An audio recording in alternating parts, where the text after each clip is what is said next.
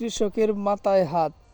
কপির দাম অনেক কমে গেছে। এটা হলো পাতা ফুলকপি, অনেক দাম কমে গিয়েছে। কৃষক অনেক চিন্তায় আছেন, অনেক টাকা খরচ করেছেন, কিন্তু আসলে সেইভাবে তারা সেই মূল্যটুকু পাবে না।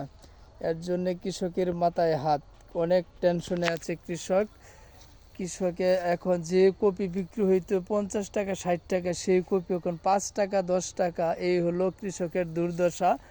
আসলে কৃষক যে টাকা পুঁজি খাটায় সেই টাকা আসলে ওইভাবে পাচ্ছে না, পাবেও না। এই বছর যে অবস্থা, কপি মানুষে তুলে রাস্তায় ফেলাই দিতেছে, রাস্তায় ফেলাই দিচ্ছে। পর্যাপ্ত পরিমাণে দাম কমের জন্য অবস্থাটা খারাপ।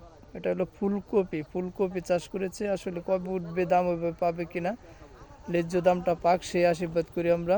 ন্যায্য দামটা অবশ্যই পাক, ন্যায্য দামটা অবশ্যই পাক আশীর্বাদ করি।